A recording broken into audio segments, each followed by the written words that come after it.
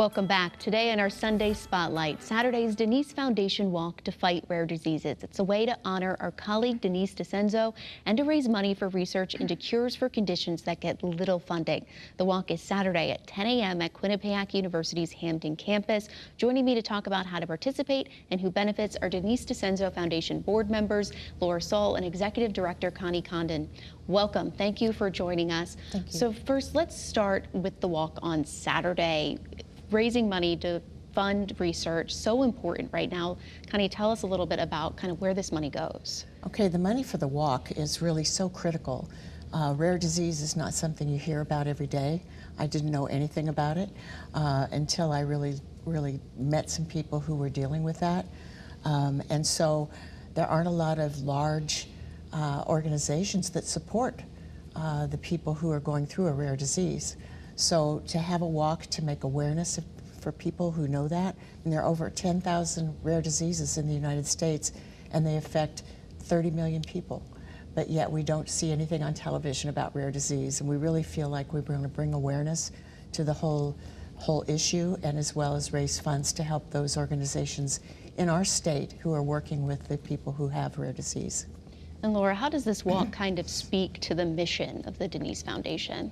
Well, when we were founded, shortly after Denise died, a group of people, many of us who'd worked Denise, decided that we wanted to continue her legacy, to be kind to people, to help people in need. And so we decided to create the foundation and raise money so that we could distribute it to different organizations. And this event meets that criteria so superbly. It's not only an event we're doing to raise money, but each of these organizations that have joined us as partners, they will benefit individually with funds. And what kind of rare diseases has this helped fund so far? What are some of the organizations that money has gone towards? Well, some of the rare diseases are Friedreich's ataxia, and we have some very good friends in the state that have partnered with us, and that really is one of the larger ones. Hope and Focus for people who are losing their eyesight. Project Purple, ALS, are all rare diseases. I actually have a good friend who, right after I joined the foundation, came to me and said she had a grandson born with Cornelia de Lange syndrome. And that child, while it's not one of those diseases where they say, well, they're only going to live so long, that's not it. But he was born deaf. He had feeding problems, eating problems. He had some breathing issues. He's now 3. He still doesn't walk, but he requires a lot of kind of equipment and the feeding tubes and the special food for him and sometimes the breathing apparatus to just get around. And so those things are quite costly and insurance doesn't cover them. So it's one of those situations. There are so many. Prader-Willi is another one, and one of our partners for the walk. Prader-Willi is a syndrome that you've probably never heard of, but it has to do with people who can't control their eating. They're constantly needing to eat. And so, of course, that's going to bring with it its own health issues. But there's no real reason why that's in their system. Many of the diseases are genetic in nature.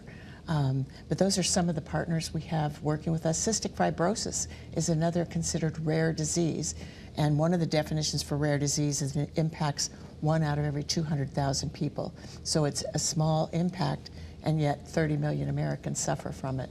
And we have a huge group of people in Connecticut who are dealing with the disease, including by statute a state group, the Council on Rare Disease, that informs the health department of different activities or actions or policy changes they may need to make to better serve the rare disease community. Yeah, and for all of these diseases, it's a small impact when you talk about the number of people. When we talk about the impact to the person or the family, Tremendous. It's huge. It's huge. And this research is huge. So this event, it helps raise money for that, but also I feel like it really embodies that spirit of kindness that Denise was all about. Exactly. Laura, tell us about this event and how it really embodies that. This is one of a number of events that we do to get the public involved, to learn more, and to have fun.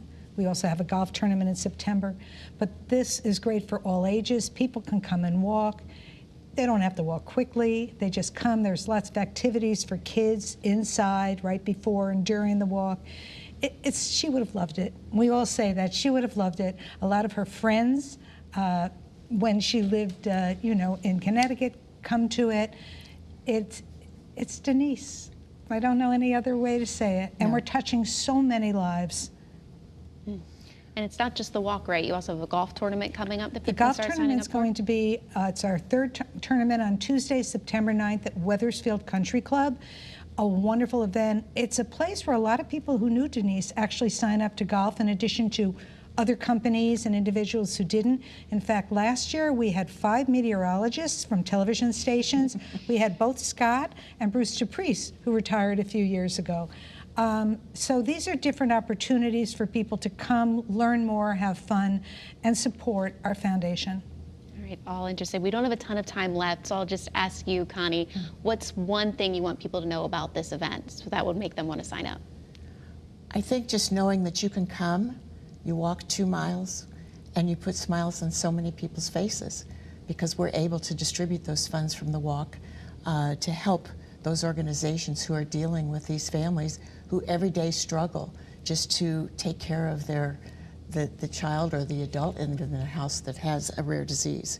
So it's a fun event, but where else can you go and you get two good miles of walking and get some good health in, but then you get to enjoy knowing that you've given back to the community. Yeah, 2 miles isn't far for all of that good.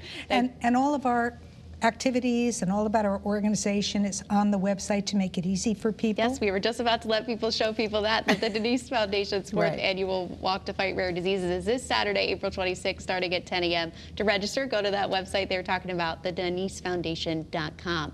And to learn more about the upcoming golf tournament in September, the Spirit Awards dinner in November, you can find information on that website as well. You can also apply for a grant from the foundation by clicking on the Grants and Awards tab. And that is CT25 for this week. CBS Sunday Morning is next. Have a great rest of your weekend. Eric will be back here in Studio A next Sunday morning. We'll leave you with some sights and sounds of spring.